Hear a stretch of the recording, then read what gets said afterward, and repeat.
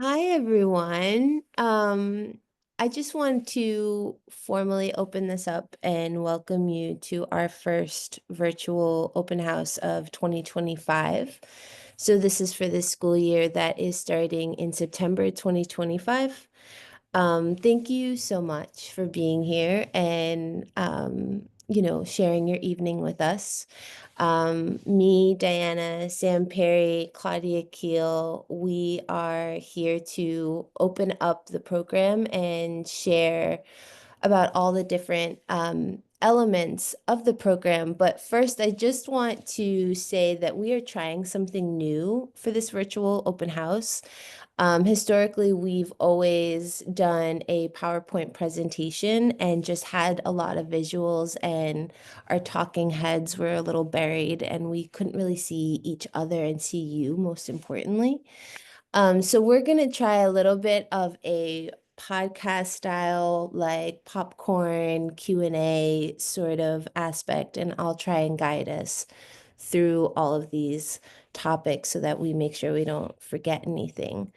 Um, and we're hoping that this creates a more dynamic experience for everyone. So along the way, if you have any questions, we just ask that you use the raise hand feature.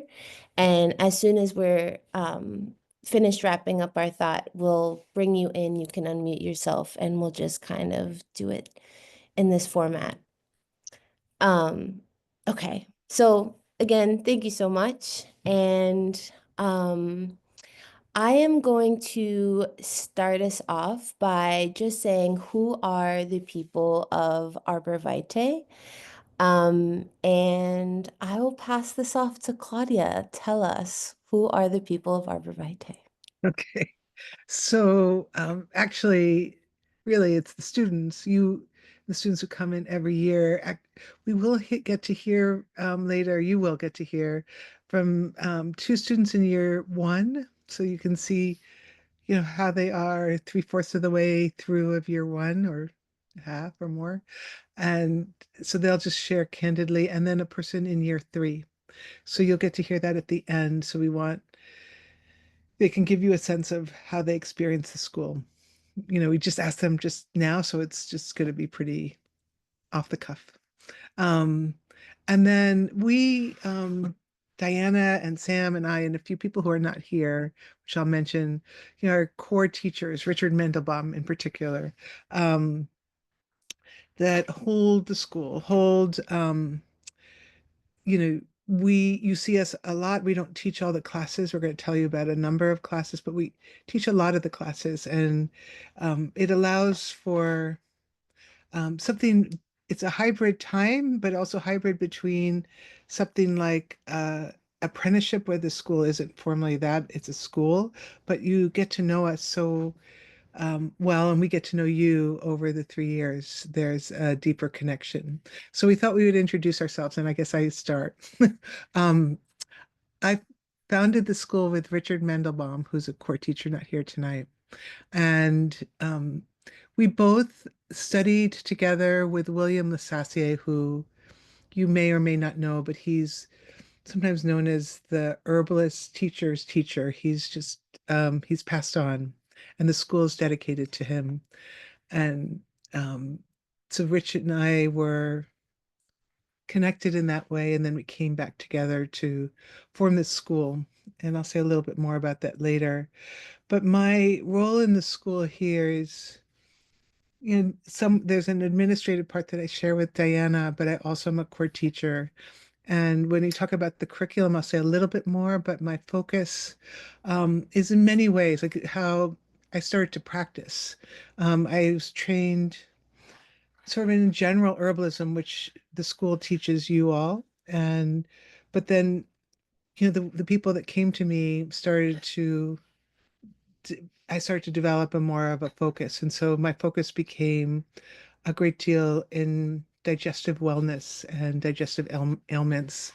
And then alongside of my herbal training, I did a deep dive into traditional nutrition and food as medicine. So I teach that part in the school, those things. The other aspect of my training And my practice has been with flower essences, which is another way of preparing plant medicine that focuses a lot on mental and emotional wellness. But general herbalism also it's a part of our wholeness. So it's a part of herbal medicine. And so that's another part that I tend to teach in the school. And my teachers, I have a mixture from Kate Gilday, who almost in a sense was um, an apprentice. I studied with her so much and spent time with her up in the Adirondacks and got to know that land, along with Matt Wood. And as I've already mentioned, William Lasassier and many, many good teachers, including David Dalton for flower essences. So these all inform me into my practice, which began in the city in my tenement apartment. Um, I guess, more than 25 years ago in the late 90s. And I had a practice in Union Square for a good long time until I moved out. Um, and we found ourselves upstate, and I live upstate and working up here. So that's a very short and maybe too quick, but um, overview of my background. But we feel like you should know a little bit. And I do want to bring in Rich Mendelbaum here. And so he is another core teacher and a co-founder of the school. And so with him, he is he's a different kind of herbalist. So one thing that about our school is that we're all different people. We have different kind of practices. We bring different herbalists in to teach, but there's this core way of the way we practice together and hold values together about how herbalism should unfold and can unfold actually.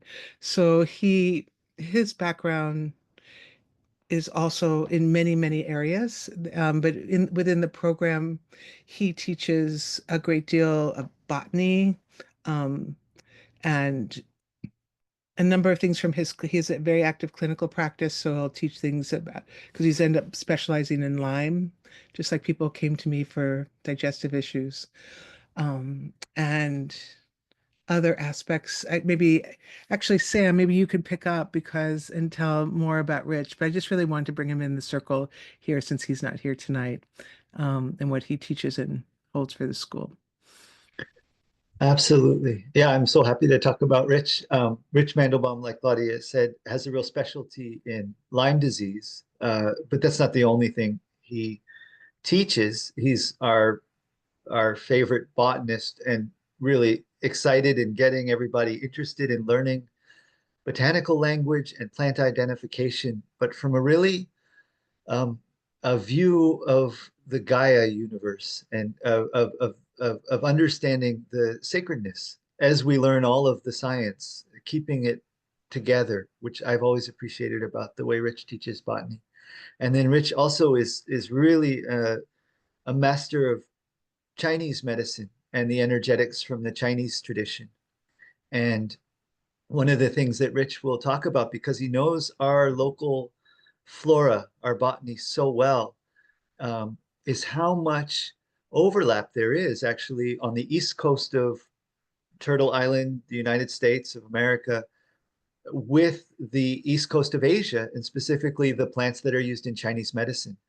So he really holds a deep part of the curriculum, bringing together the botany and the energetic pattern, especially from the Chinese perspective.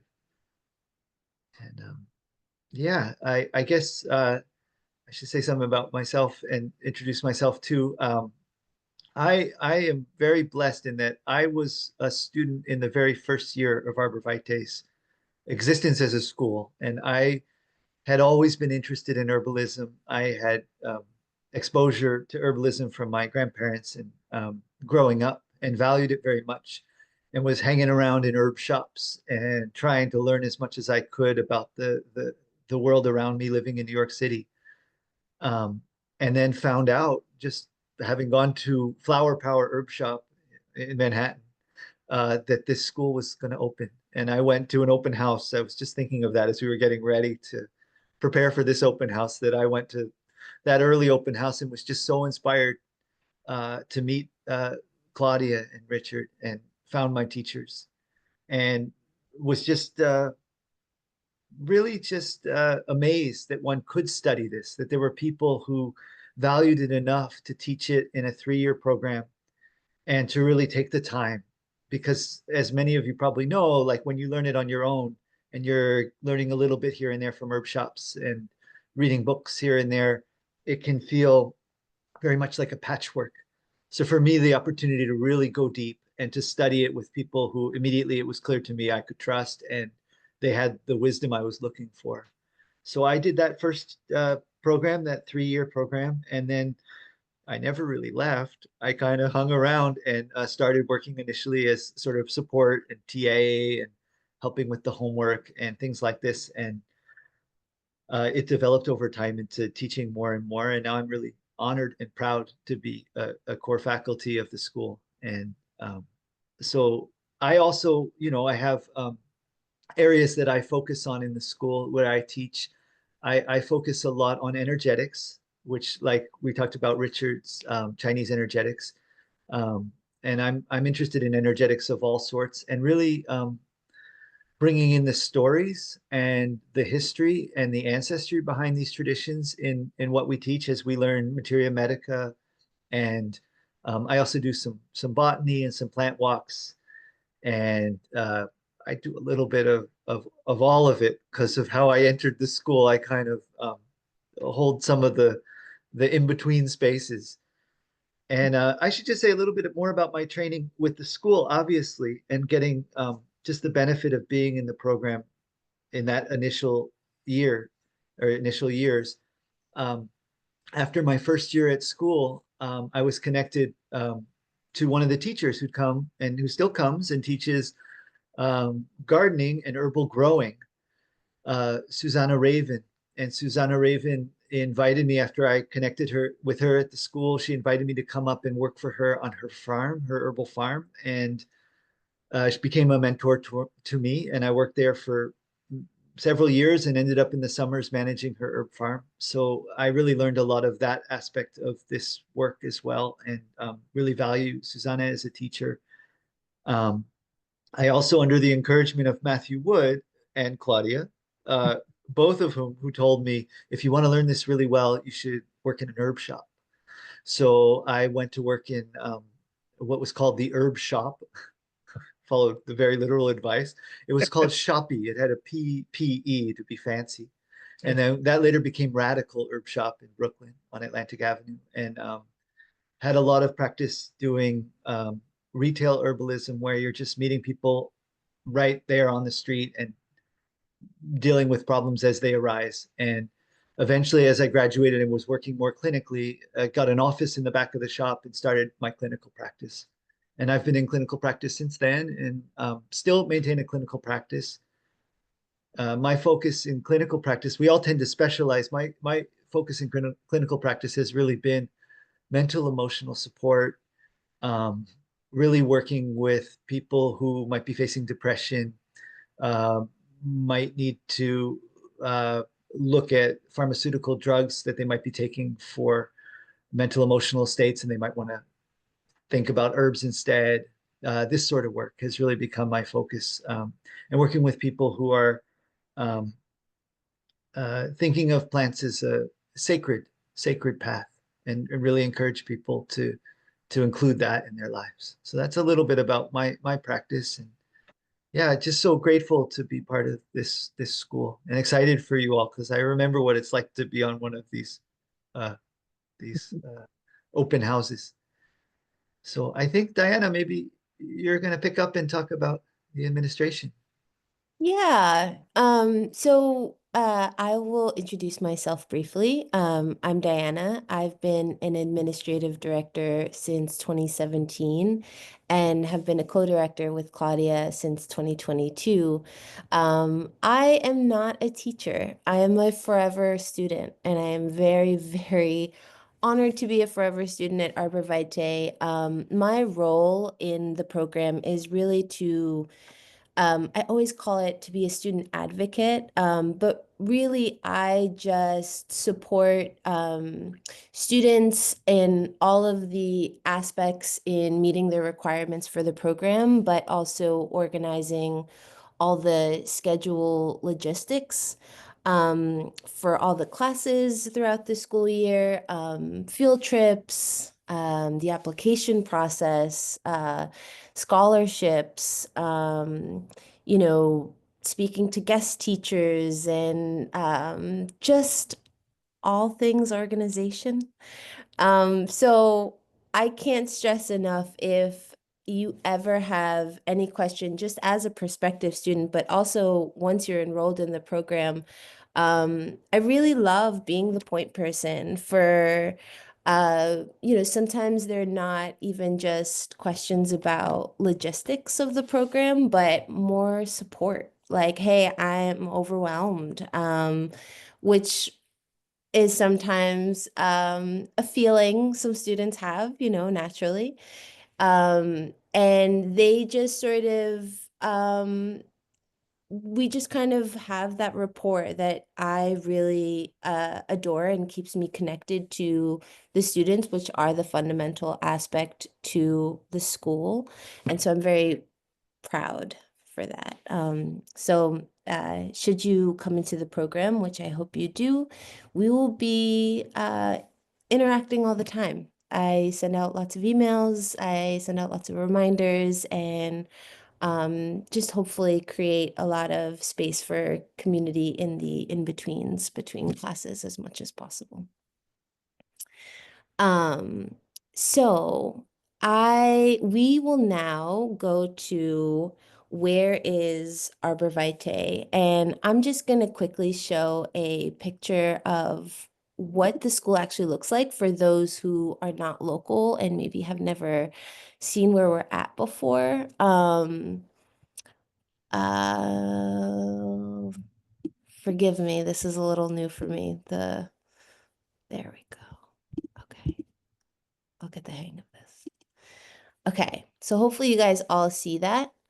So as of 2022, so post-pandemic, we decided to move upstate to New Paltz. As Carly had referenced before, we started off in the city. We were in Manhattan, then moved to Dumbo, Brooklyn, and now we are in New Paltz. So moving to New Paltz has been really significant for us. We are just thrilled to be on land. Finally, we feel like we've found our forever home, and it's really convenient to get to, even though we're no longer in that metro area. So for those that would commute from the city, for example, there is a bus, Adirondack Trailways. They have uh, several buses daily that go to and from the city. It's about an hour and a half ride, and the station is roughly a mile from the school. And with myself included, but other teachers and students, we all kind of help support students' shuttle if anyone takes the bus in, so that you don't have to walk if you don't, that's not your thing. Or if the weather is poor is what I mean. So, and for those that drive, it's actually also not an issue, because you're going against traffic for those for that city traffic. So we've just gotten a lot of feedback from our students who are commuting from all over, not just the city, but Long Island, Jersey, Connecticut, Pennsylvania, and even further afield, that the commute is really pleasant, actually, and doable. And um, it's also, not to get ahead of ourselves, but it's also one of the reasons why we really focused on having the schedule be in these 3-day weekend increments, so that people who do have commutes that are further afield, or people who are just commuting even from the city or Long Island kind of only have to make that trip once, so to speak. And then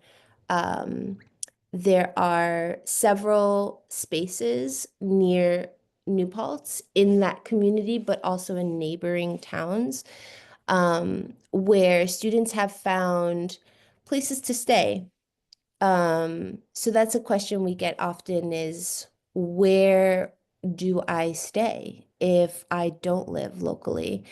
Um, and students, the local students we do have in the program, uh, usually open their doors to their peers and kind of like rotate some students and have them stay with them. There's also, we have created a spreadsheet with some just different options that vary from the New Paltz hostel to Airbnbs to campgrounds to hotels that are all they're just organized so that, when you have a moment, you can, do some research and look into all that.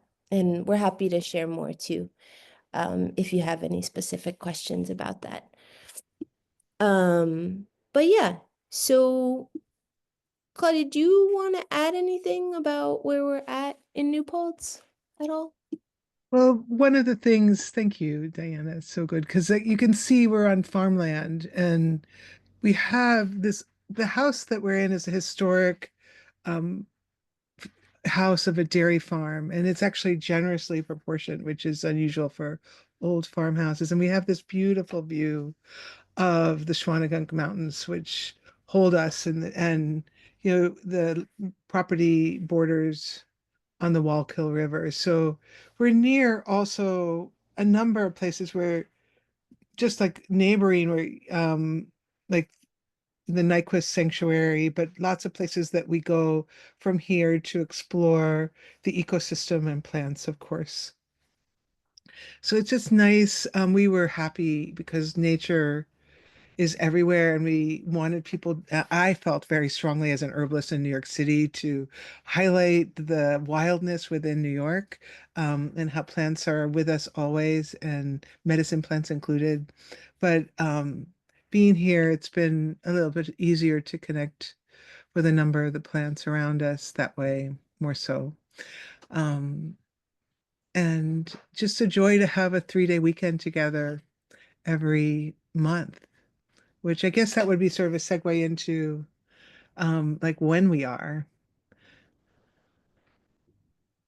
Yeah. And that brings me to my next slide. I wish I was so much smoother with these slides. We could just talk through it. So Um, oh, did I share the correct one? yeah. There we go. Okay. Sorry, guys. So I would love to share a bit about this schedule. So just to say, our new dates for the next school year are on our website. So just head to our website, arborvitaeny.com, and just scroll down a bit, and then you'll see them. They're on the right-hand side. So a quick overview, because we get a lot of questions of, it's a full-time program. How do I make this work with full-time work, parenting, other needs that life asks of us? Like, when do I show up and how do I show up? How do I make that work? So our program is a hybrid program. It is half online and half in person. So on a month with no breaks, right? So on a full month, you have classes are hybrid, sorry, online classes for year one are on Wednesdays. So that schedule is from 9 to 4:15, 9 a.m. to 4:15 with an hour lunch break. So those are 3 Wednesdays a month.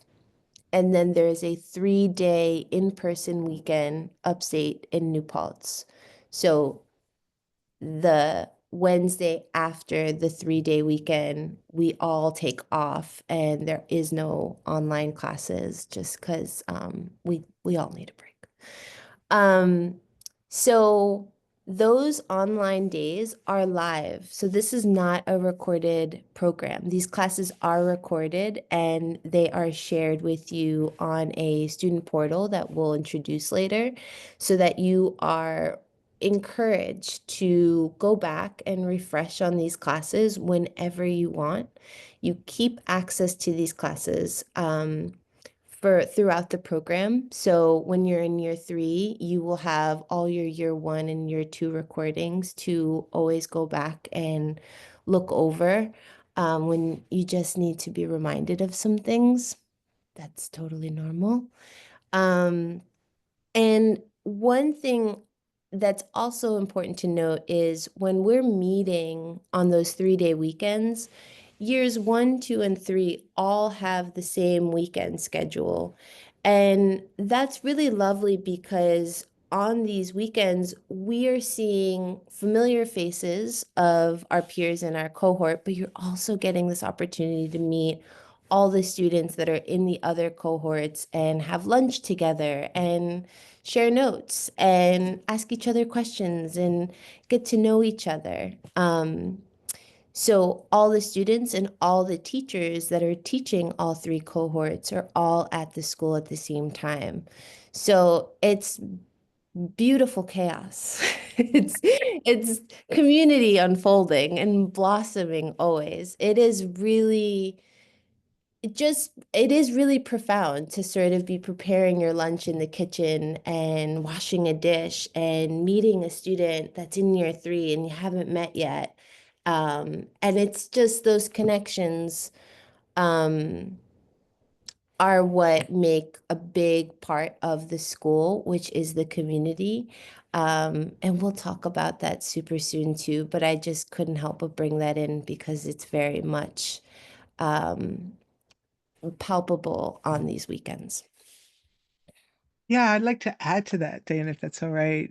One Mhm. of the things that I've just discovered that I love about this hybrid, because we were all on person for the first 10 years of the school, or 9 years, and then we were forced to go online with COVID, and then we realized that it wasn't so great to be online as then we figured out ways to be in person, but there were some things that made some things easier for people because the commute, for even though everybody was local to New York City, was still a big deal to get into New York City for people even coming from Brooklyn or whatnot. But here, but it was in person and we saw each other regularly. We got to know each other, which was really a strength. And we are, in this case, sort of more old school as, as herbalists and learning that way. But having now this quote unquote hybrid, um, there are lots of other hybrid herbal programs out there, but what we've chosen to do is that being online, in person for like an intensive week, and then online, in person throughout the year. So we have 9 weekends in person, and 9 months, in between for online classes. And so what happens is that there's a connection online as well because we just see each other and get to know each other through the years. So I'm seeing as a teacher the students as they develop through the program, which it really does change everybody in some way. But they're also seeing each other and their fellow students and getting to grow together. And I've just loved that. Like it would be much harder for me as a teacher and perhaps as a student to just see people at either end of the year and have no connection all through the middle on a hybrid program. So I'm happy about what we do at ArborVitae in this case. Um, and it allows some people from coming further afield. I don't know Sam, what do you think about it as a the program? Yeah, I think it's so important that we figured out this hybrid way. I love the in-person aspect. I think that when we're teaching botany, we could look at images of plant leaves on a computer, but it's not the same as going on a plant walk with all of the folks that we've learned to, respect and find out about. And we're learning about the plants as we're learning about each other. And so much of our clinical work as we move through the program and we start to offer herbs to other people is really about observing nature, but observing the nature of humans as well as of plants. And doing that together in person is key. But the hybrid aspect means that we do have the benefit of um, regular classes where we know each other. We're not on Zoom with strangers, but we know each other and we can grow together and we feel safe and held to ask any question. And it really, I'm really impressed with how the model works because like you're saying, Claudia, there are other schools that offer it in different ways, but I think we've really hit a sweet spot. Um, I would say too, just what Diana was, what you were talking about the just the kitchen. Um, it's just like visiting family or friends. It's like you go out for dinner or you go to an event, but the best moments always happen when you're washing a dish or you're rushing to get the kids off to school and you get a quick little moment to have a chat. It's those interstitial moments between classes that really make everything come alive. And what we see is just the connections people form and the sort of allyship and ability to hold each other many years after we've been through the program. We're making friends, but more importantly, we're making comrades and allies who are going to know what the work we love is and know what we're good at and support us as we all grow. And I've just been the benefit of that with the school so much. Really, there's a family aspect to this school. There really is a huge emphasis on community, and it really does feel like our Irby family. So I think that that's a crucial part of all being together. And yeah, just having time to relax together outside of class after at the end of the days to really just dream and hang out. You know, some of our gatherings when we can have a campfire, it really brings us all together. So I appreciate that very much.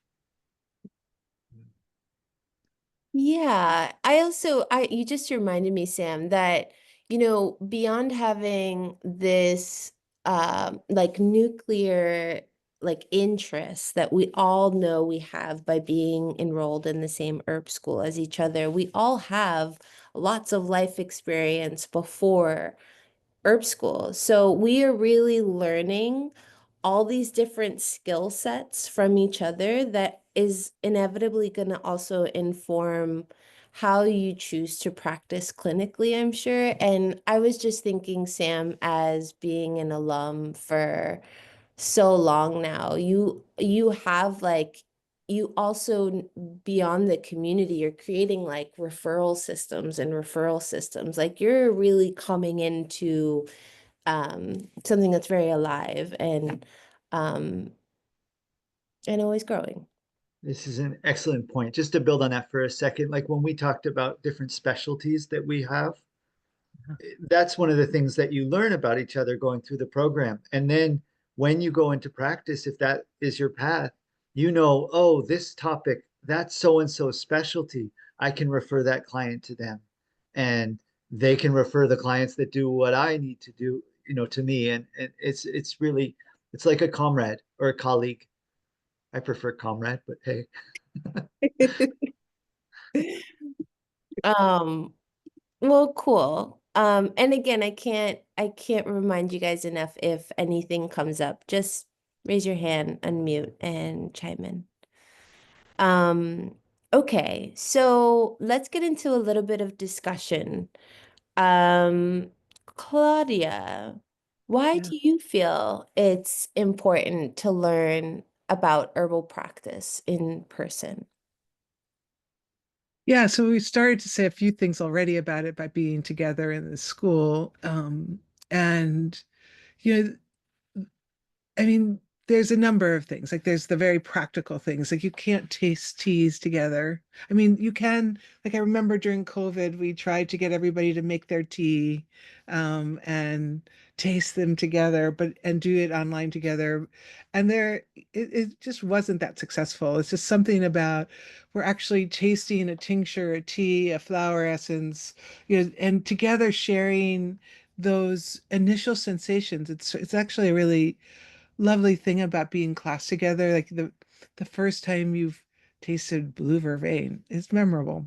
And and other herbs. Like I remember first time having lemon balm. And if you do that in community, you can talk about it in a certain way. So that's we can make things together. One thing that I do is I love to do a lot of different demos of how to really have therapeutic amounts of herbs in foods. And so um, there's it's just something about you can see it made in a demo online, but tasting it after is the only thing that will convince you that it's worthwhile to do anything like that.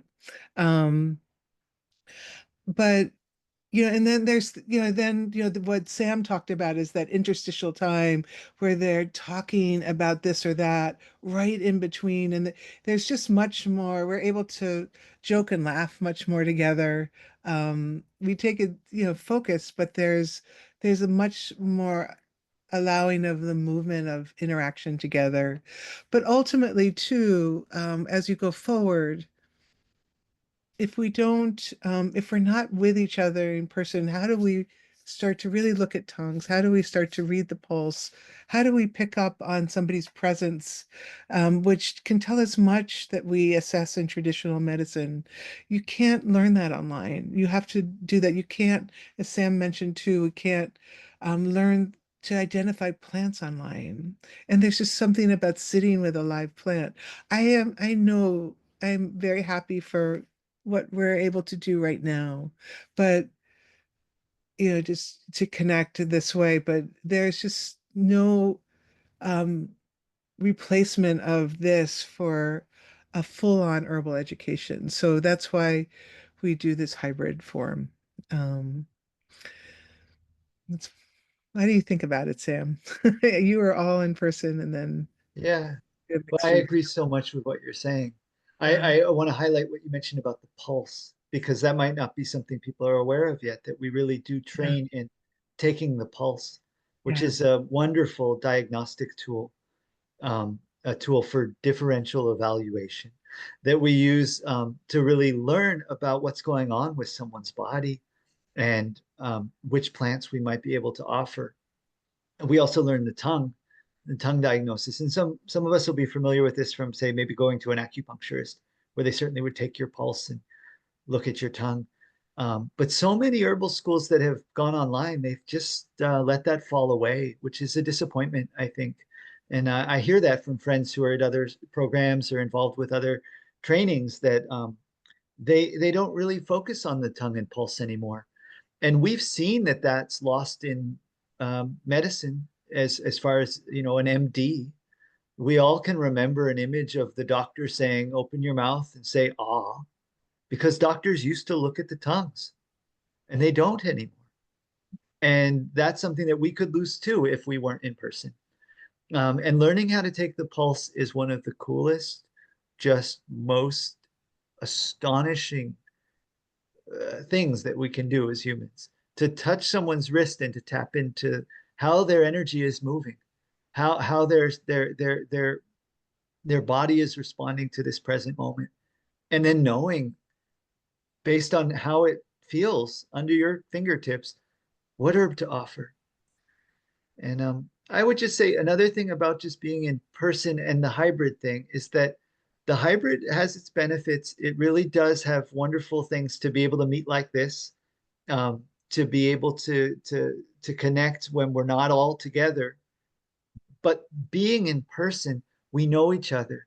And in our clinical practice, I bet that we can all imagine that no one ever says, I've never heard anyone say in clinical practice, I wish I could spend more time on screens.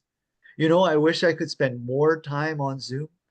And there is something profoundly healing about being with fellow humans with a shared interest. And I think there's a big healing that happens there for all of us. Thank you, Sam. And Claudia and Sam, maybe you can each just share a little bit about why you both feel a comprehensive herbal program is important if you want to be an herbalist. Yeah, I mean, and that also can connect a little bit to our partners with the American Herbalist Guild because, well, I get ahead of myself. One of the things when we started this school, Rich and I were just talking about that. He asked if we wanted to start an herb school because many people were asking us to teach in the city. He thought maybe we should join our forces and do this together in a more formalized way. And we both decided that we didn't want to do an introductory herb school, even if it was like for 3 years. We wanted to um, provide the container, provide the education that allowed someone to hang out their shingle as an herbalist in whatever way they wanted to afterwards, that they would have what they needed, at least to start their practice and learn deeper. This is like the practice of herbal medicine is a lifelong study, to be honest, and why I love doing this so much. But so we realized we wanted to do this and we wanted to train people towards being able to practice and have a clinical part to it. So we decided we were going to just go all in and not do anything introductory, but just do an intensive curriculum for 3 years. And people have decided to practice in many different ways afterwards, and we'll talk about that more at the end.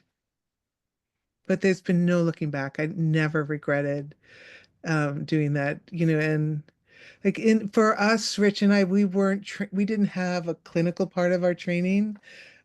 We were trained by wonderful, amazing herbalists, but they didn't have that easily, back in the 90s. And so we had to sort of learn to do it on our own. So we thought we also wanted to have this clinical piece in the program to support someone as they're learning and not have it be something that they had to figure out completely alone.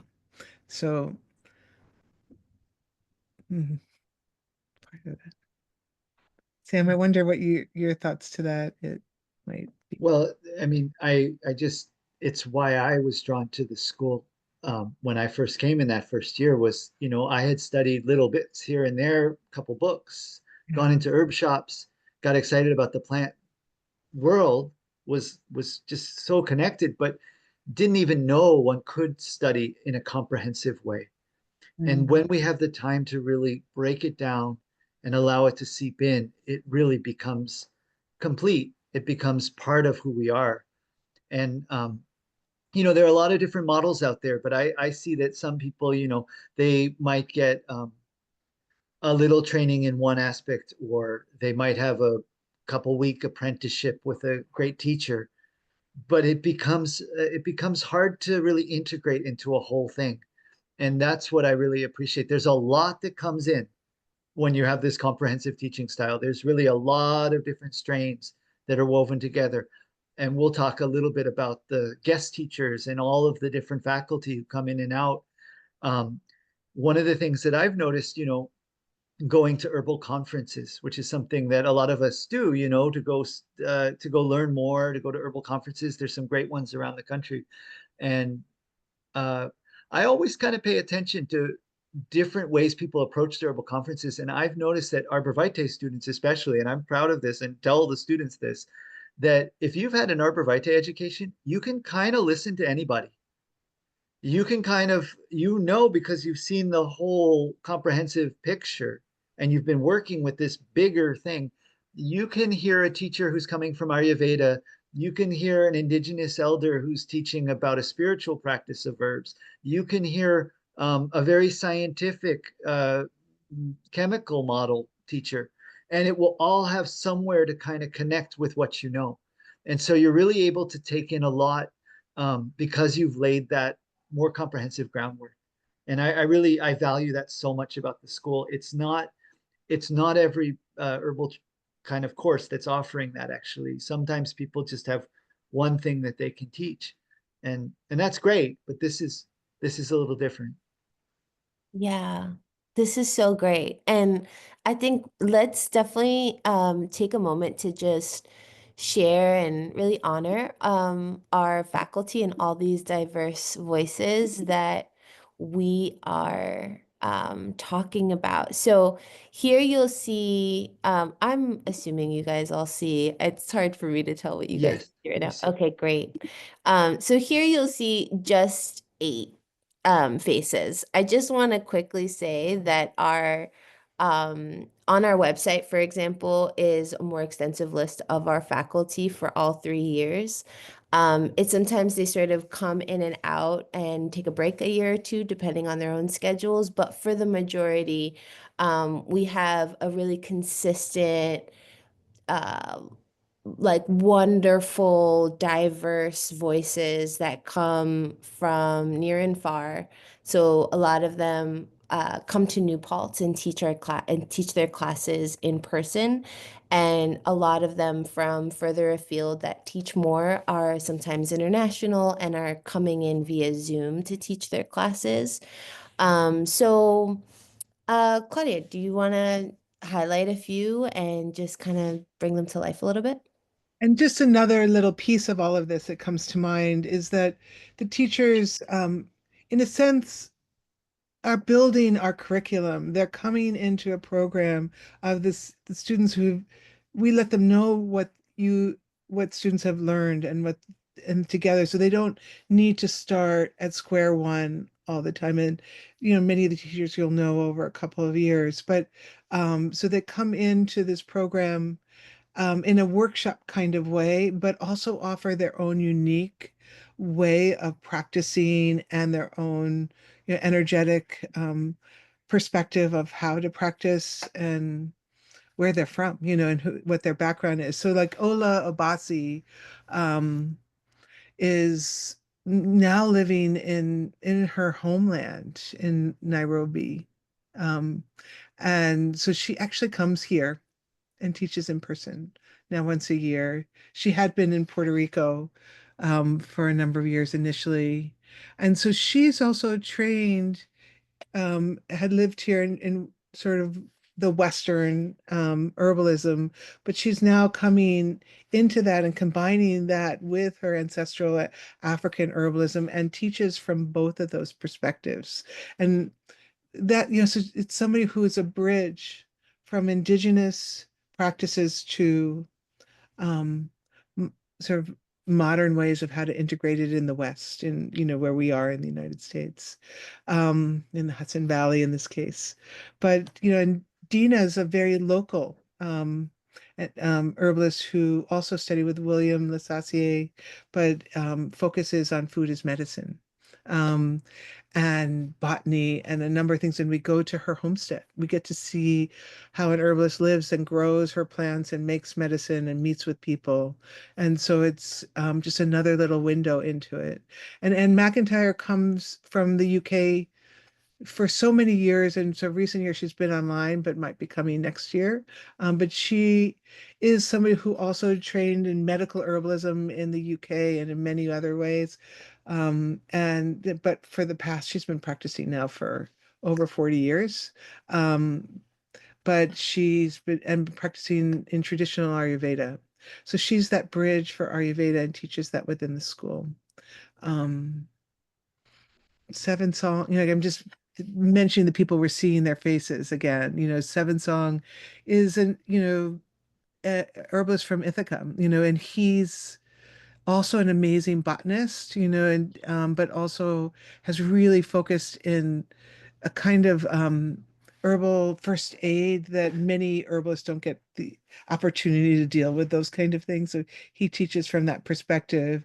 And he comes and he works in an integrative clinic and also comes from a very kind of biomedical perspective and action um, energetic quality of his way. So there's really different ways each herbalist practices in the program. And sometimes as you get further on, in the year and year 2 and 3, you get to see we all do um interview somebody with it, offer consult within the program. And so they get to see all these different ways that each herbalist meets with people and assesses. So it's we haven't talked about the curriculum yet, but that connects so much to our curriculum. Mhm. Um, Sam, do you want to say about some other teachers and maybe weave in the curriculum in that way too? Sure, sure. We could just say, I mean, because there were so many great Yeah. teachers on that slide, and um, you know, Kat and Matthew Wood Yeah. and Patrick Fratellone, Dr. Fratellone. Yeah. I know you mentioned Ola Tukumba, and I think what I would just highlight is the diversity of different styles of practice. Like you're saying, Ola Tukumba comes all the way from Kenya to teach. Dina probably travels 5 minutes down the road to teach. Yeah. We have people who are very using more of a scientific model. We have people who are working more with the spiritual model. I would just say about Matthew Wood, because I know, Claudia, you studied so deeply with Matthew and brought him to the school. And I've just been very grateful for Matthew Wood. I think I had a moment reading Matthew Wood's book right before I came to the school, one of Matthew's books. And I remember thinking, I'm so glad that I can read this. This is some of the best writing I've ever read about anything. And that it was about herbs was one of the things that led me to this path fully. Um, so we have herbalists who are great writers, and we have herbalists who are great botanists. We have herbalists who are working in the medical field. We have herbalists who are um, working to do more like apothecary work. There, and that's reflected in the teachers. All of the different ways that we can grow out of this path, and the different ways that it can lead us.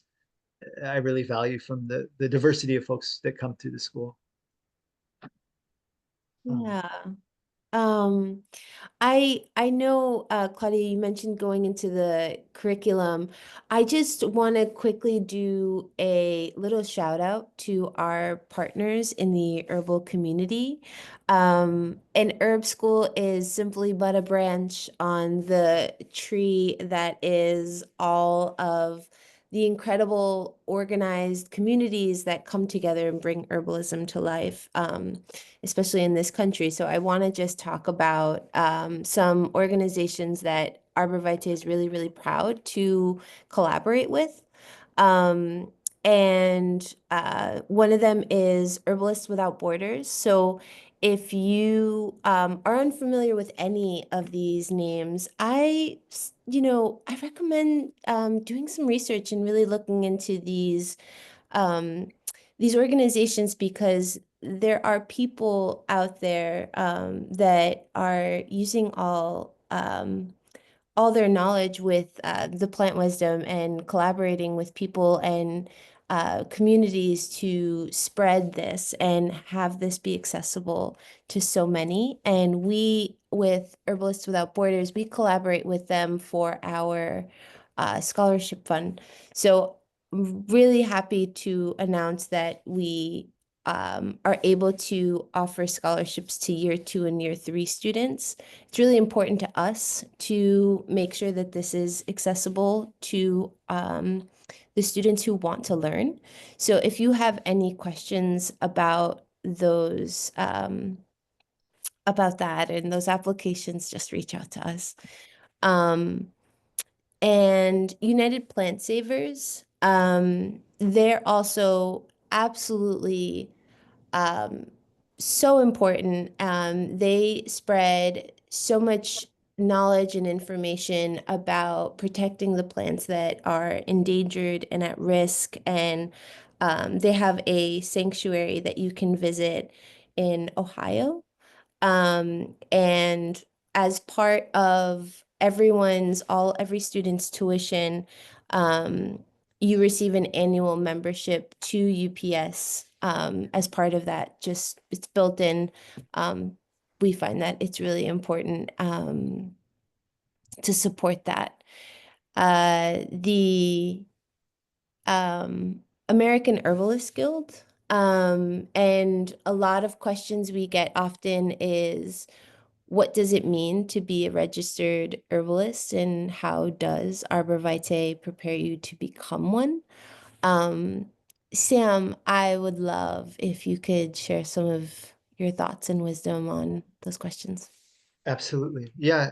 So the American Herbalist Guild is sort of our national, within this country, um, peer-reviewed herbal, uh, how do I say it? what the American Herbalists Guild has realized is that herbalism in this country is not a licensed practice. That's a very good thing, and we can have that conversation deeply in the program. But it means that um, we need a way to know, and for our clients to know when we're talking about clinical herbalism, who has been peer reviewed, who's really trustworthy, who's done the proper training. So the American Herbal Guild was founded about 30 years ago. And the idea was that we would gather a way to test each other, to make sure that there was a certain standard that we, at least without an outside force telling us you are licensed or not, we could have the people that we trust, our own peers in the herbal community, to really set up a standard. And I've been lucky. I am a registered herbalist, so I have that credential, and I also had the privilege of working with them closely. I was for a time I was on the governing council. I was working as the vice president of that organization, and so I've seen it closely. And a lot of what the guild is working on is making sure that there are opportunities for people to learn this. The American Herbalist Guild really wants as many practicing herbalists who have the skills we need to come out of this and to be available to offer our communities the support that we're looking for. And so they've set up this criteria of what would be a good program, what would be the training people will need. And I know that when Rich and Claudia were founding the school and organizing, it was really a guiding principle. So there's a certain number of hours which this school goes beyond. There's a certain series of trainings that you should have access to, which the school certainly does. So it doesn't mean by going to the school that you will become a registered herbalist. And it's very important to say that. But it means that if you come to this school, you have all the training that the American Herbalist Guild is looking for as the sign that you have the best education.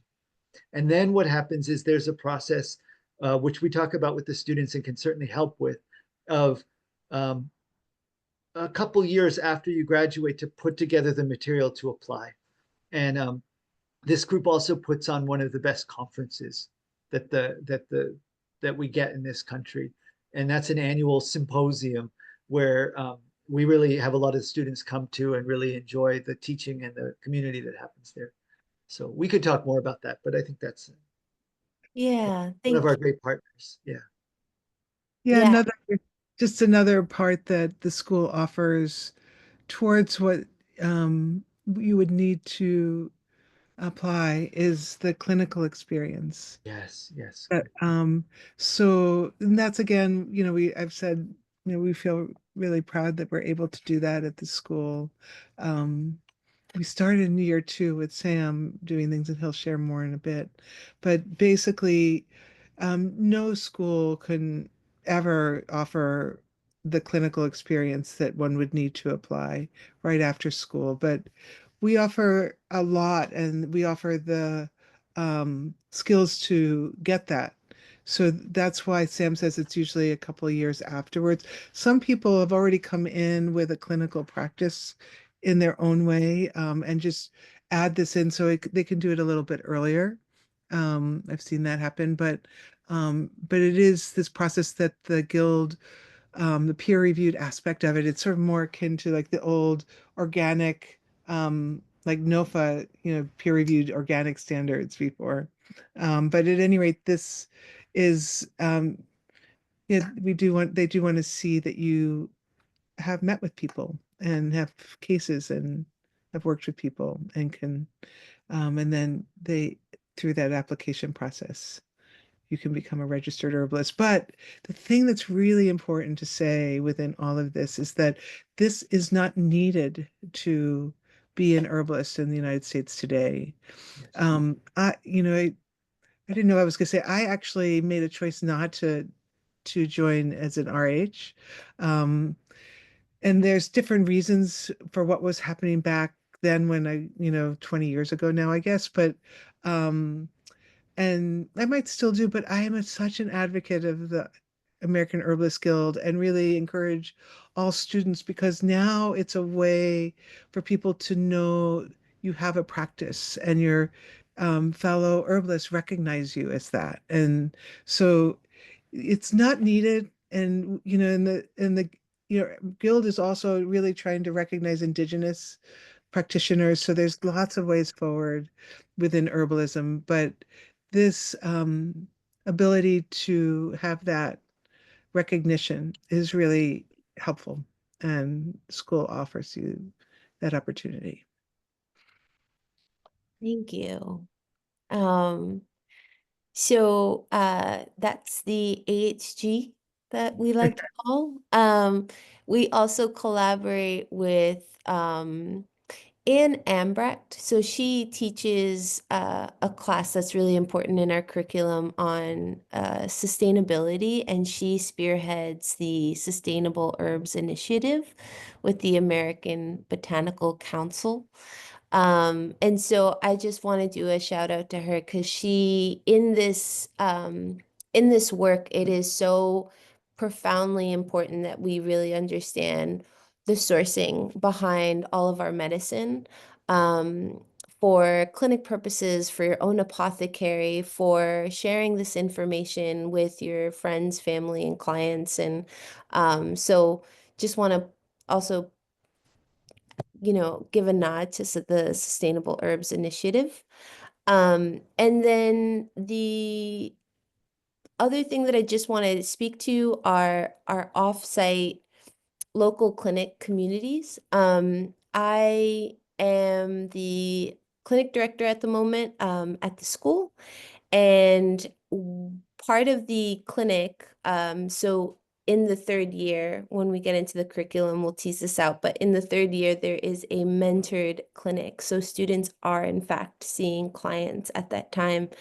And the school is really proud to support access to health in the community by offering these free clinics. So we collaborate with Ulster County Community Action in Kingston, that provides so many different services to low-income communities and new mothers and children.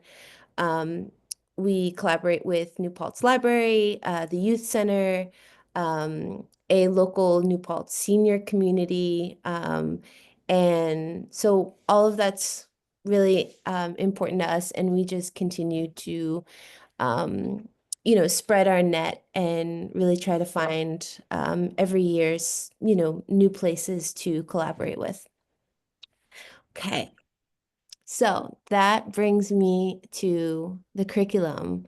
What are students learning in year one, most importantly, and we'll also talk about year two and three. Um, Sam, do you want to start us off with what folks are gonna take in year one? Absolutely. Yeah. So I think we've hinted at it a little bit that this is a very comprehensive program. And so in year one, really what's happening is we're being introduced to a lot of new material. But I would like to highlight the traditional energetics, because what I think is very unique about ArborVitae is that we are exposed to kind of three main energetic languages. One is Ayurveda, and Claudia mentioned Anne McIntyre, who's one of our great teachers in Ayurveda. We also do a lot of work with Chinese medicine, both classic Chinese medicine and what gets called TCM, or traditional Chinese medicine. And we have several teachers who are going to bring Chinese medicine, but Richard Mandelbaum is really offering a lot of our Chinese medicine teaching.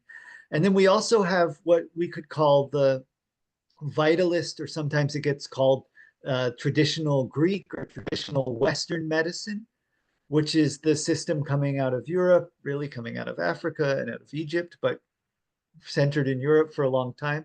And we blend all three of these, in that we're learning all of these systems at once. We have, just to say about the traditional Western energetics, we mentioned the teacher Matthew Wood, who really did a lot of work to bring out how that Western energetic model met with indigenous models in the 19th century in this place in America, and developed what he calls sometimes the tissue state model. So we're learning all of these different systems, and then we're pairing them we're at the same time learning science, body systems, anatomy and physiology, and learning um, all these different worldviews and how they are going to talk about what's happening in all of us. These are all models, they're all viewpoints, they're all energetic systems that look at what's going on in the body. We're going to pair that with studying um, our assessment models. So, how do we learn what's going on with a person? We talked briefly before about tongue diagnosis, about pulse diagnosis. We talk about questions that we might ask to discern how someone is constitutionally. And all of this is leading us, as we also are learning about the plants. We're learning what we call materia medica, which is the materials of our medicine, which is learning deeply about the plant's virtues, the plant's healing gifts, learning uh, folklore and stories about plants, learning ways that the plants are going to be understood to act scientifically, maybe with constituent language, but then also learning how the plants are understood in some of these energetic models through Ayurveda or through Chinese medicine or through the tissue state or Western energetic.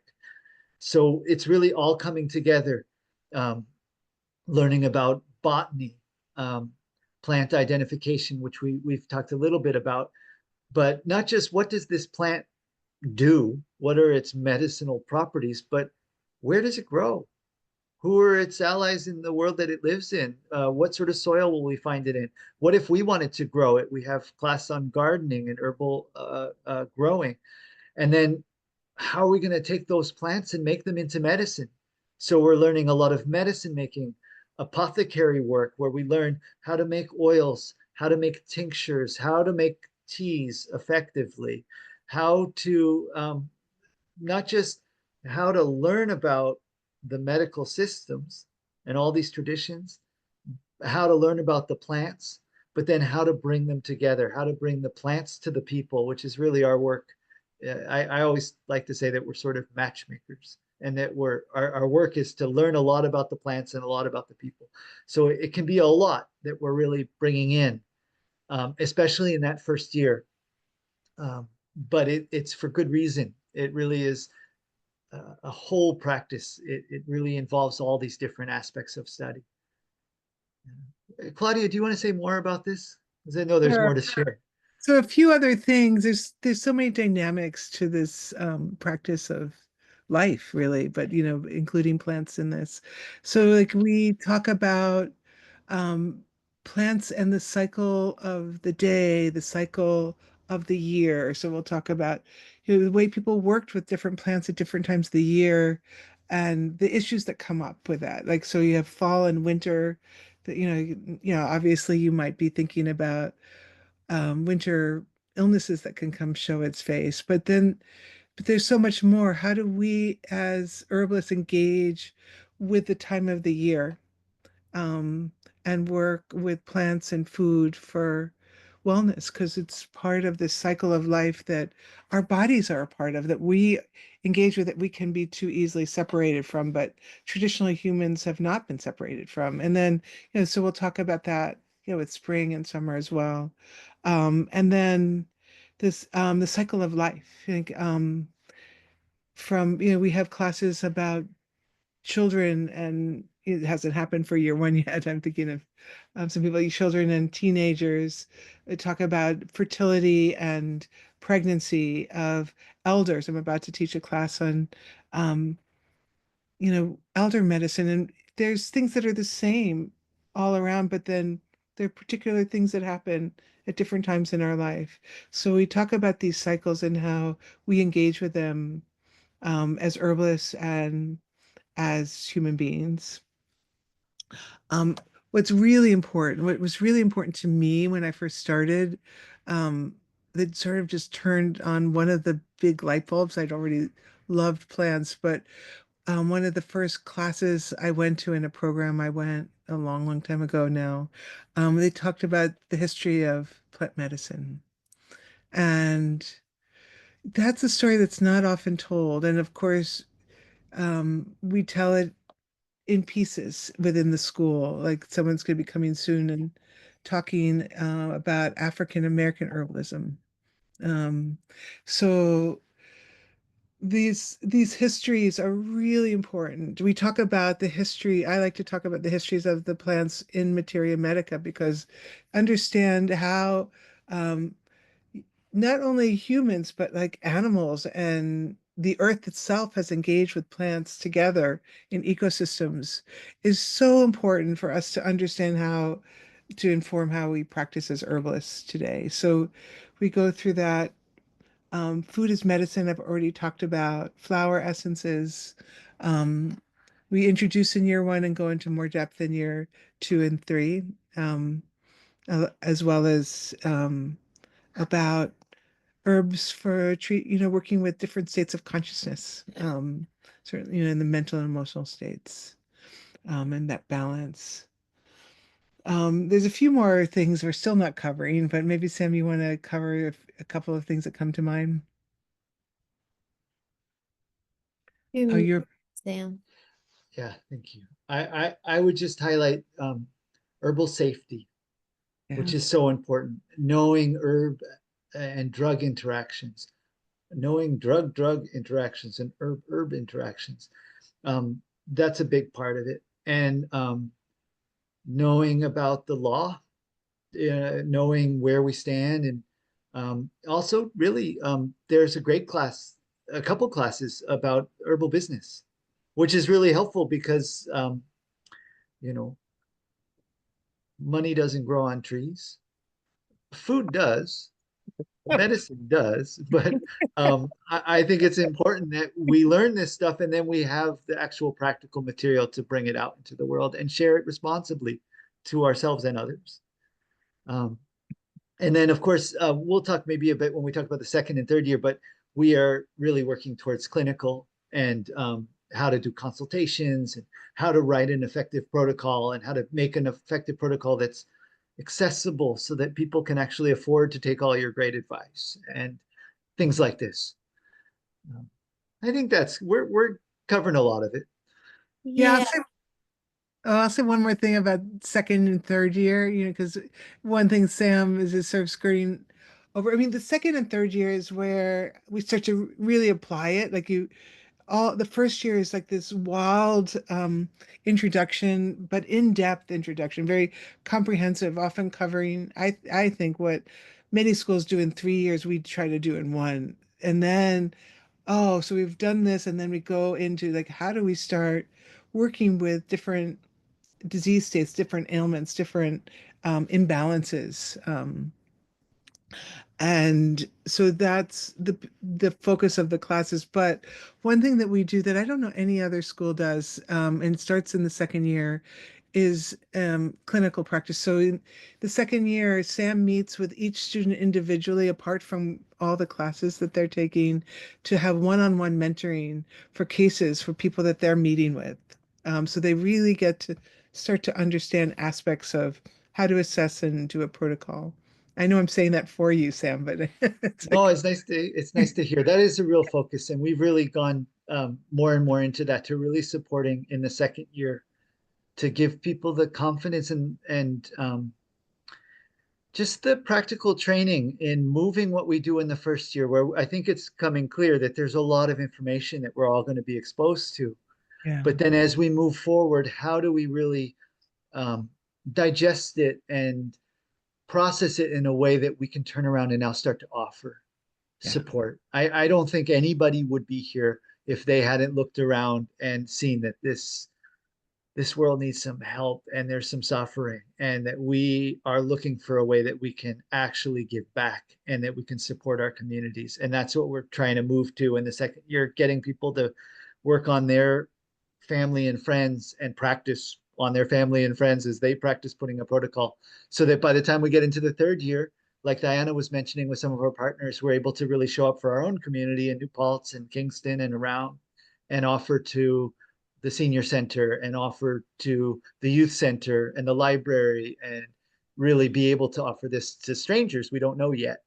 So that's a big part of what we're doing, is really bringing everybody along. Mhm. Yeah. Um, I am taking a look at the time and I just want to pivot a bit and bring Rosie and Flo into the mix.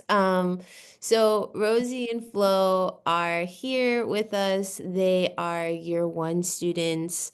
Um, just to also say they are our class coordinators for year 1. So if anyone's interested, we do have some work study positions that are available, but we could not do all that we do, especially in our in-person classes, without their support with setting up, breaking down, just helping with so much of our medicine making days. And so just want to quickly applaud you guys. And yeah, if it's okay, we did not prep them at all. But I have some questions that I'd love to ask, and you guys can unmute yourselves and just we'll just see how this goes. We're doing kind of like a podcast style, if you haven't noticed. Um, Okay, so some questions. And again, for those that are here with us, please, this will be a really good opportunity also to raise your hand, unmute yourself, ask us some questions, ask Flo and Rosie some questions. They are right now more than halfway through their first year. Um, so they're in it. But some of the questions that maybe you guys can reflect on and share with us all are, what is it like to be in community with your peers through this hybrid format program? So being online and being in person. How are you engaging with the material you're learning so far? We know it's a lot, so maybe you can share a little bit of how that's digesting and integrating with you all.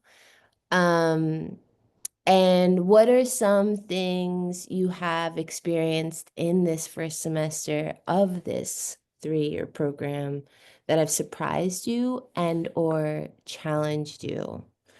I know it's a lot. I'm happy to like repeat them if you guys need it. But yeah, whoever wants to share first, it would be so helpful for us. Rosie pointed at me first, so sure. Okay, so just to be clear, what is hybrid life like in community? And I forgot the other two. Just go for it. Okay, hybrid life in community is really nice. I love it because um I can just hop on the Zoom and like I even like now I was like eating just now and I forgot that we like weren't in class, so maybe other people are like, wait, why the heck is she eating? In class, it's when we're online, it's very much like do whatever you have to do to support yourself, and that was like said from day one.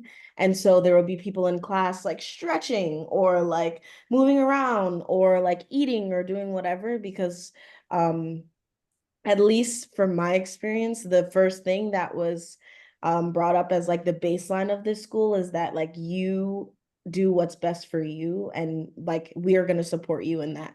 So nobody's like, oh, wait, why is she moving like that? Or why are they eating? Like all the professors are so chill about those things. And so I'm super grateful for that.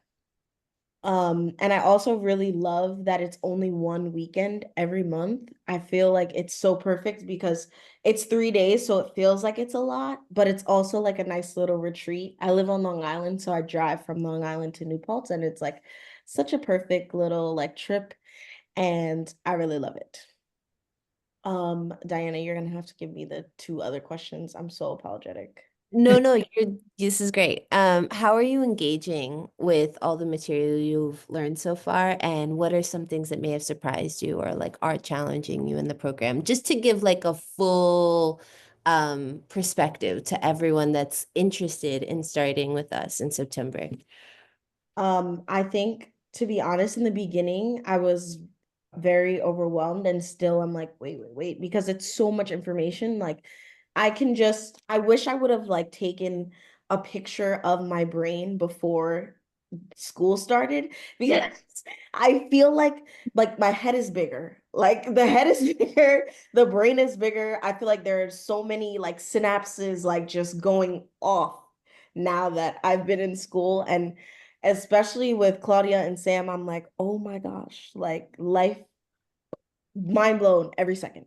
So yeah, but one, I spoke to one of the year 3 students, and I was asking them like, what do you think, what would be the best advice that you would give to a year 1 student? And they said that the best advice is like literally to just take in the information that you can and leave what you can't. You'll figure it out as you go along. You don't need to like write everything down and like make sure you have all the notes and like do all of these things. Like it's just super important to just be there, be in class. And I'm not gonna lie, sometimes I zone out completely and I'm like in La La Land. And like you have to accept that La La Land is okay. This is not like, like SUNY Albany or like a Penn State where like you gotta like have your papers done and like have all of these things. Like this is like it changes the way that you think about school, which I really love and appreciate. So even though it can be a bit like, oh my gosh, I'm learning so much information, it's still also like, wow, like I'm so grateful to have a different perspective of school and be in this environment. So yeah, if you do decide to come to the school, know that when you have all the information, like it's okay. Like you're gonna be overloaded, but like just take in what you can, leave what you don't. Next year, you'll figure it out. I hope, as a year 1 student, I'm saying that. And what's been challenging, most surprising, I think, is how like close I feel with everyone in the class. Shout out to my girl Rosie, love her down. Um, obviously because she's co-class coordinator with me, but everyone in class, like I just feel so like close with everyone, and you just become like a little like cute family because everyone's the like weird student, because like we're all like clearly here because we were the weird kids in school. So like it's just a group of weird kids together and all of us are geeking out about different things, and it's so fun. And so I love that. I think that when you're with people who are just like you get to like be more in your authentic self and it feels more fun that way. So, and then also with the professors, you feel the same way because you're like, oh my gosh, these are like older versions of me being weird and geeky and super fun and cool. So, yeah, it's just awesome. I love it. I highly recommend. And also, shout out to Alyssa, who is my herbalist for the 3rd year. Shout you out. Please get your clinics done, y'all. Come if you're iffy about the school, just come and get a consultation. And I promise you, it'll change your life. Alyssa changed my life. Thank you. I'm done. Thanks, Flo. Rosie, can you please share with us a little bit about your experience? Sure. Yeah. I'm trying to think like, um, yeah, to not echo what Flo said, but also I echo everything that Flo said.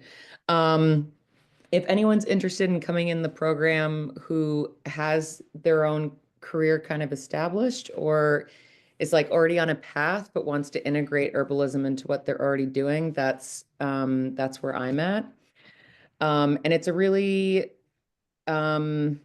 complicated and complex and beautifully unfolding process. I'm a psychotherapist and a dance movement therapist, and a flower farmer, and so I'm just trying to blend all of the things together. And uh, yeah, it's everything that Sam and Claudia already said. Like you can find yourself in this program in whatever way you need to. And the program kind of parallels the work of plants, right? Like it opens the door, it's your job to step through. So, and you can step through in whatever way that you want to.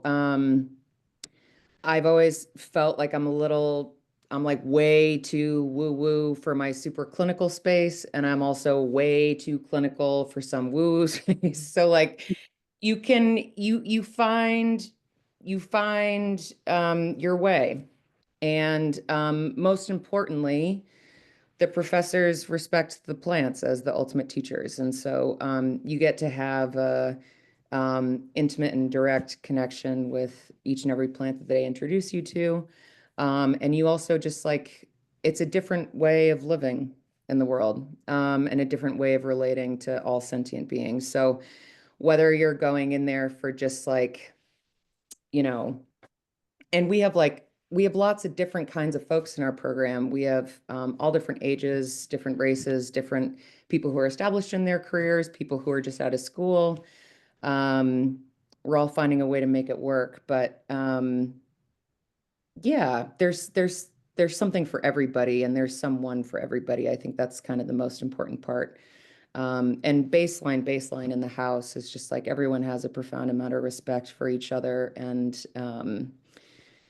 for the land that we're on. So that's like it's a comforting place to be for a lot of reasons. Mm. Rosie, thank you. You spoke to so many important details that we also just missed in our presentation. So I'm just so grateful for you and Flo. Thank you so much. Do you, I mean, I know you shared about this right at the start, but do you feel like there's anything of note that you feel like is challenging or surprising you so far? Me? Yeah, Yeah. that's Okay. okay. Yeah, what's challenging is that I've just been trained in one particular field for over 10 years. And so what's challenging is kind of like unlearning to relearn, to unlearn that, to then learn again. Um, and I'm like, oh, I have a hold on this thing. And then you go to a certain class and you're like, I don't know a goddamn thing about that thing. Okay, I need to like I need to start again. So that can be kind of challenging. As long as you're open to changing your mind about things and letting yourself be changed, I think you're good. And what has surprised me is how plants can bring really, really, really, really different people together and find some common space. Like, yeah, there are just there are just folks where I'm like, I don't see how we would connect in so many different ways. And then, you know, and then the plants just do their thing and that's really beautiful. So yeah, so I think those are some of the challenges and surprising things. Thank you. Thank you. Thank you. Thank you. And just for like everyone here, I just want to point out, I know it's 8:02. If you can just hang with us for a little longer. If you have to leave, we won't be offended. This is recorded and will be uploaded to our website shortly as well. But Alyssa is also here. Alyssa is halfway through her third year of the 3-year program. So she's right now halfway through her clinical year. And I have a few prompts if that's okay, Alyssa, to kind of share, and then you can totally improv and do, you know, speak to whatever really calls to you about the program. I think that's the most important. Prompts Um, are good. yeah. But it's, Alyssa, you had a lot of training actually, like in your previous experience before coming into the program, and yet you decided to come for the first full year. And I'm curious to hear how it shaped your experience and then yeah, and beyond that, like just sharing about how your clinical year is going so far. But I think that piece of like coming into the year one is really important to share. Yeah. Man, okay, baseline. I'm so glad I came for year one because like we're approaching the end of year three and I'm like, no, school is ending. So like had I only come for year two and three, I would have been like even more like that wasn't long enough. So yeah, just that alone, I'm super grateful that I came for year one. I had a lot of training. Um, I've been studying herbalism and medicine making since like 2015, I feel like is when I kind of started doing it. And but it's been like very patched together. And all of it is a lot of like product making that I feel like I really had a grip in with like the workshops that I did in California. And yeah, I did like wild edible courses and things like that. But from the beginning, when I like started my business and like after that first year of like really like getting a lot of classes in at the California School of Herbal Studies of like doing medicine making stuff, I like my dream was always to make these things customized to a person. And I was mostly in the skincare realm with just like a few tinctures, but I really was like, I want to be making skincare products that really work, that don't have a bunch of bullshit in them. Like you can pronounce the things on the label, unless I put Latin names now. So switch it up. But you know, back then I was like, I want people to be able to like understand what's in this product and have it in like glass packaging. And like that was my goal. I was like, I wanted, so I started with a few things and I was like, ultimately I want to like be talking to people about what they have going on and making customizable things to them.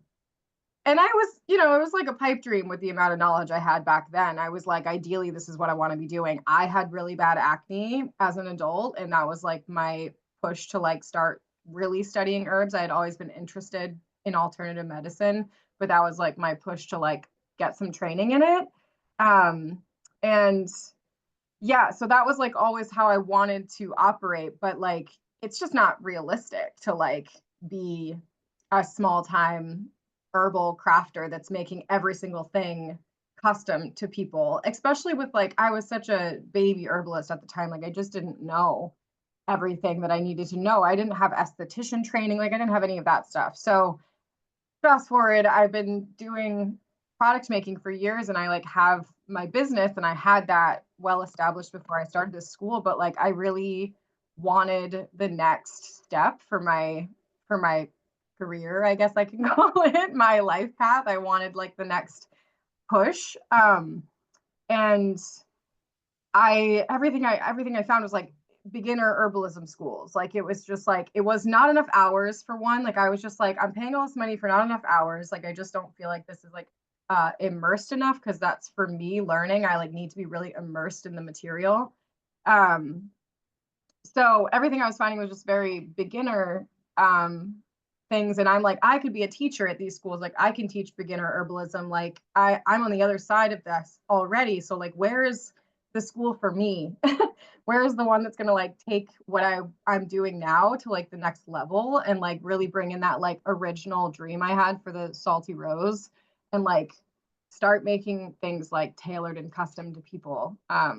Especially because I live with a lot of people that have chronic illness in my life. And I just felt like with the amount of knowledge I had at, you know, even just 3 years ago before I started the school, I didn't know how to help these people. Even though I knew a lot, I was like, I don't know enough to really be effective with like having somebody tell me what's going on in their life and be like, okay, yes, like I feel confident telling you this, this, and this.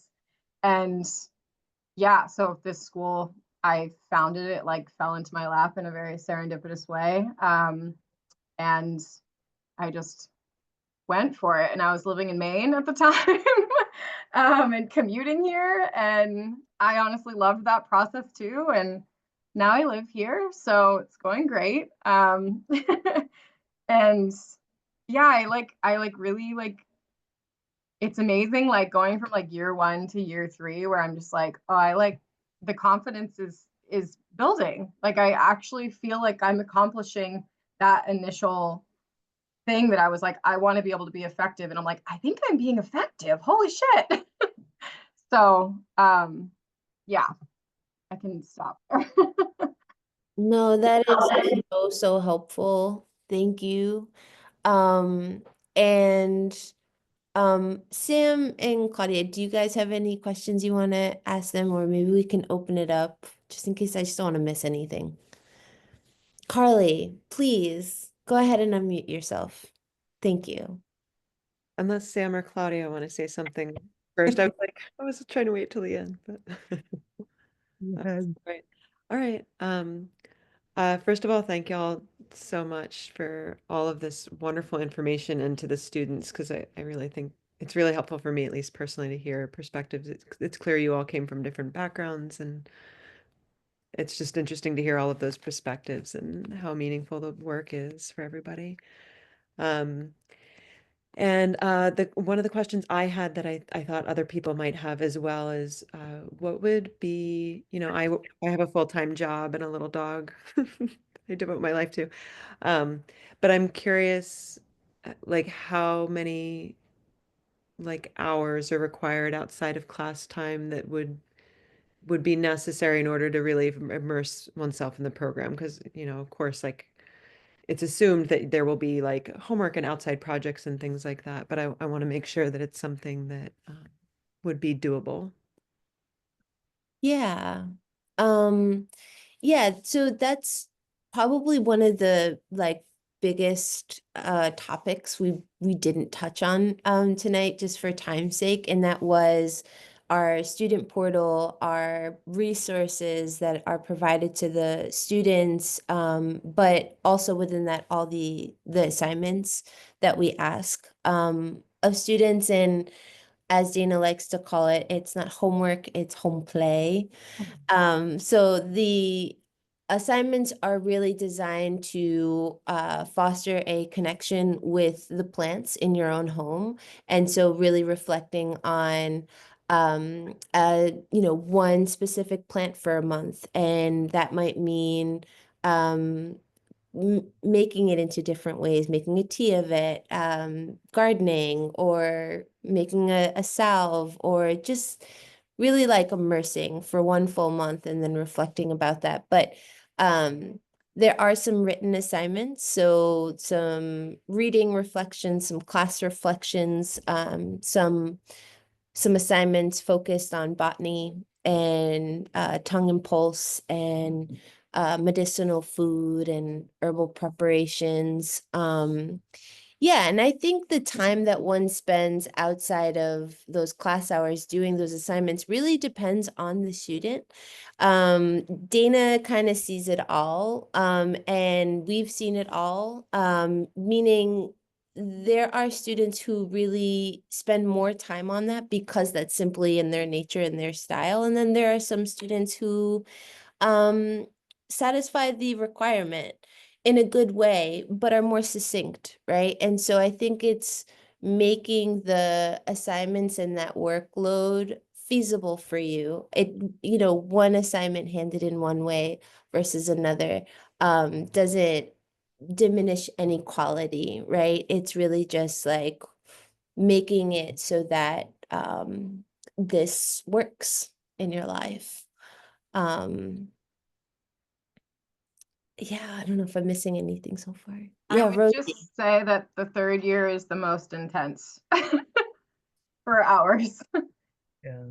Yeah, in my experience, definitely the third year is like buckle up. Rose, Yeah.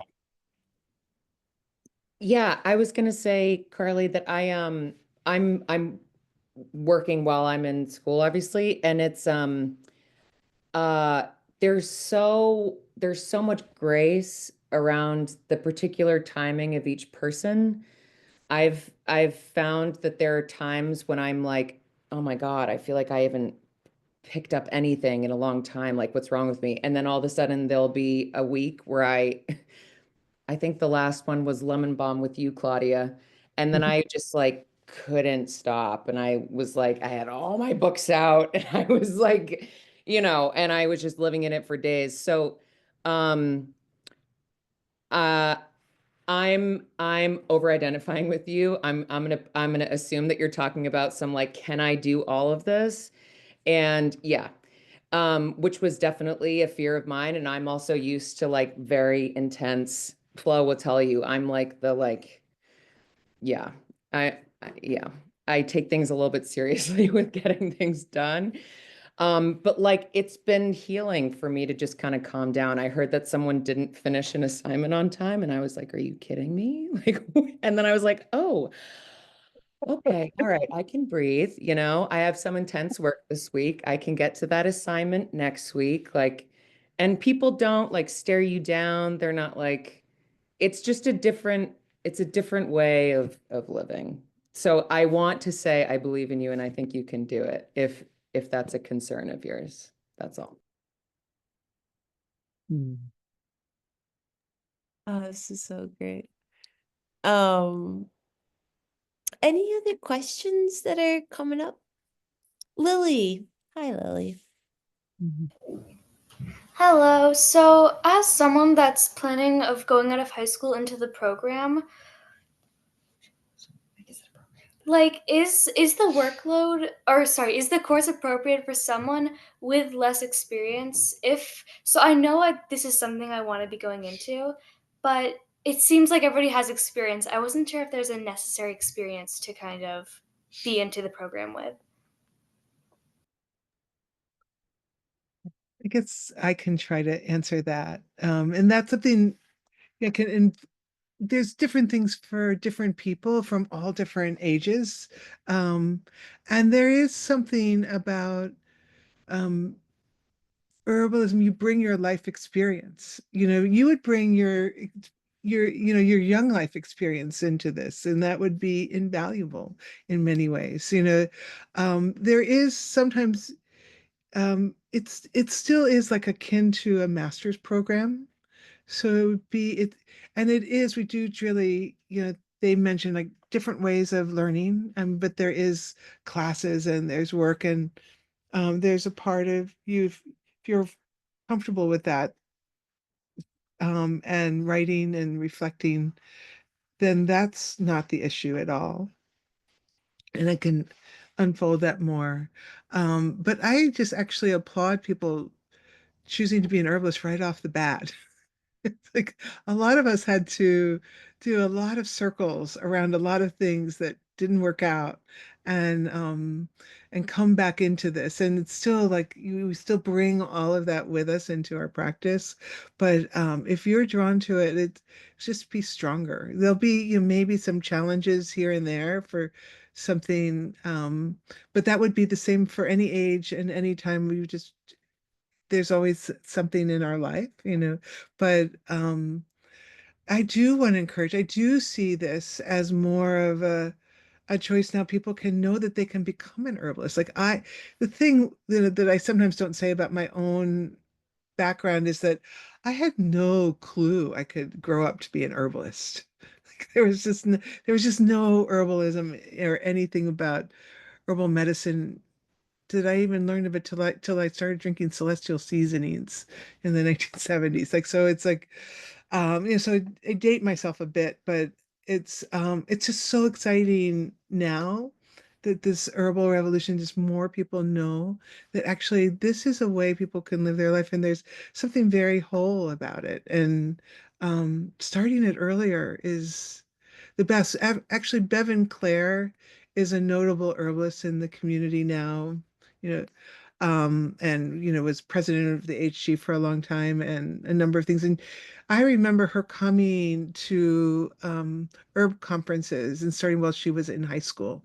So she started while she was in high school, really studying very seriously and doing that and just hasn't looked back. Amazing herbalist. So I encourage that. Mm. Yeah, just to share, there was multiple of my classmates that had no experience coming into the first year. I shared about Rachel because that's my girl and we're really tight.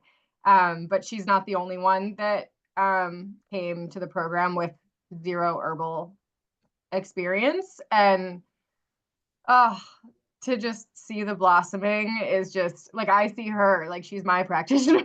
So yeah, it can be done from a no experience place or having a little bit of experience. I feel like there was such a huge range in my class specifically, and it was so beautiful to just like learn from each other and grow together. And I really feel like we all like grew up together in this program. So I totally encourage you to come straight out of high school. It's great. Yeah, I would agree that your class has the biggest range from people who really knew nothing, and then we have a eye surgeon in their class, and other people who just have it's just radically different experiences. So, um, and this is but we're all still starting to learn plants and how to bring plants and people together. Mm. Claudia, did you want to share something else? No, no. Open it up to questions, I guess, or Carly. I have another question.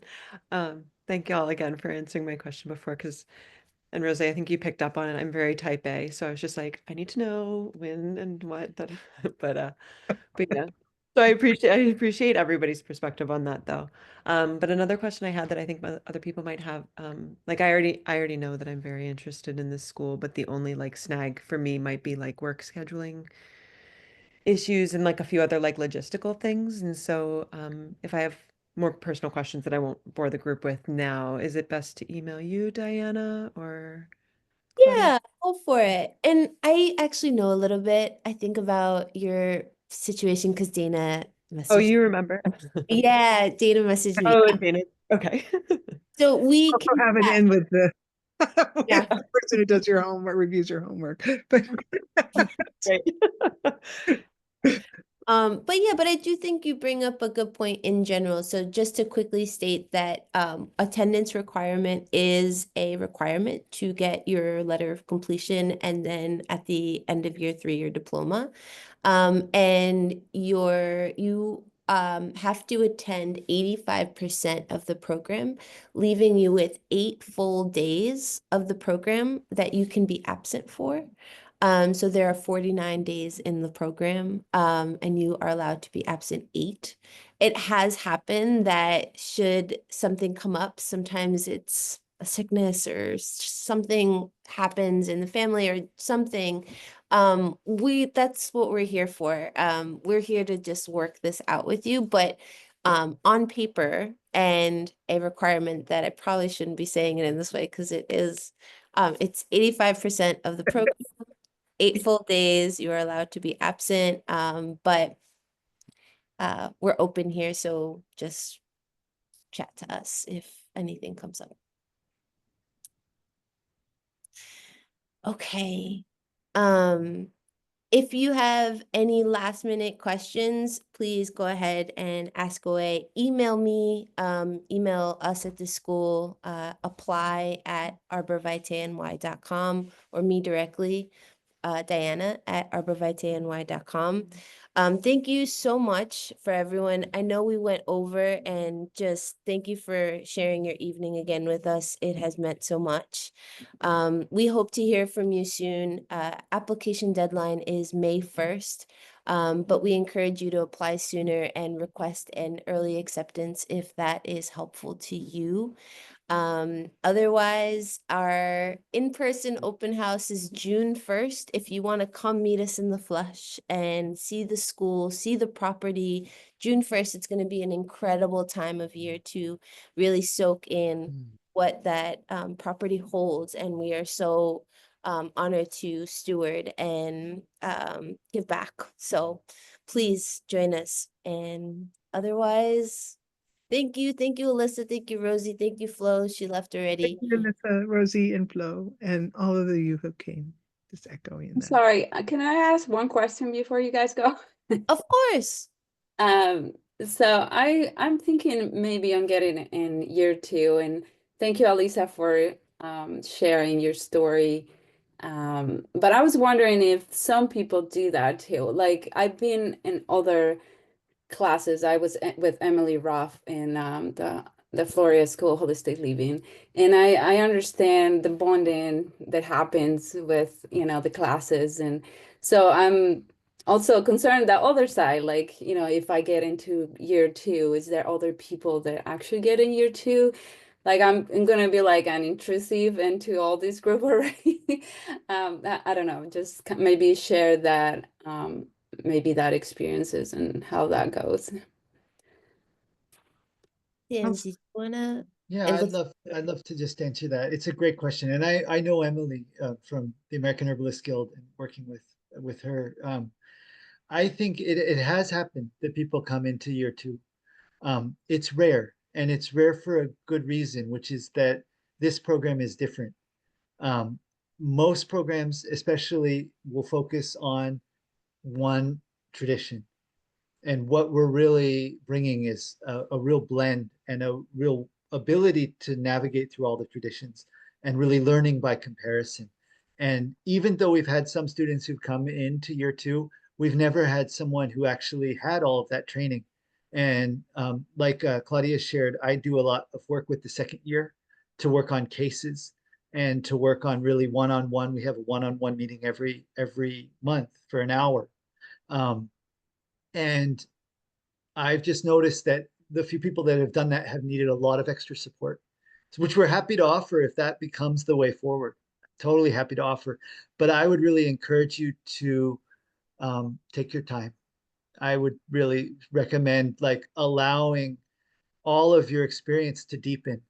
I think Claudia would echo this, that we're students for life and all of us are learning constantly. We go to conferences constantly to learn more, to sit in on each other's classes, to sit in on the guest teachers' classes, because we can always deepen, and it's just ever unfolding. Hippocrates, first line of Hippocrates: the art is long, life is short. And it can feel a little daunting. I've certainly been daunted by that, but I take a lot of pleasure in the art is long. It takes a long time to learn this. So I don't know if there's other takes on that, Claudia, I'm sure. No, I would really echo that. And, Wanda, we're happy to unfold it more for how it fits with you, because we certainly have welcomed people into year two. And there's been different ways that that has worked in, but we also see too, like, they're welcomed into the class. They're just, you can see you would have Flo and, Rosie, as your fellow students, if you were in year two this year, coming into next year. But so that's a piece, but there is something just really beautiful doing these 3 years. And all these different pieces, there's just a lot more work to do, come into year two, even when you have done a lot of background work. And so I'm not saying we do accept people in, so it's just definitely an option. It's just we want to tell them some people have gone through and just not gotten certain parts of what was covered in year one, and they've become good herbalists and do all of that still, but we really try to give this more, all these pieces together. And so the 3-year program is that one way that can do that, but definitely people can come into year two and will work really well for some people. We have that history. Thank you. Really Yeah. is a layering effect, just to share. Like the 3 years, it's like it's like a base layer coming in at year one. And of course there was stuff I knew coming into year one, but I was like, there's so much that I didn't know still. Because it's really it's a lot of hours. It's a lot of hours of class. So like I was like, I'm bound to like feel like I'm still like really absorbing new material. And it really sets you up for year two and year three, having that year one experience. Because it's like you kind of like lodge things in the back of your brain, and then year two comes around when you're doing the clinic work and you're like, whoa, there's that thing. I'm like using it now that I learned in year one. So it really does create this like a really strong foundation. I feel like even if there's some stuff that feels repetitive to you. I of course don't know your background, but yeah, I think it's worthwhile. And yeah, of course, our people that we had two people that came in during year two, and amazing, like just seamlessly came into our crew, like just incredible. And so whatever you decide, like I wouldn't worry about the lack of bonding. Like the bonding happens year after year. Mm-hmm. Thank you, Alyssa. Yeah, so helpful. Um, Liza, your question in the chat, is the program offered every year? Yes, so every year we have a new year one cohort that starts in September. Um, I, But I will add to that because we get the question, so can I come in December or can I come in January in the new year? And that does not work in the way that we work our program because every class builds on itself throughout the year. So there's an arc of a curriculum. What you learn in the beginning, if you came in January, so we have a break, everything would not make sense if you didn't have that for every year. So there's it's always to start in the beginning of the year in December. I mean in December, in September. So just to say that piece.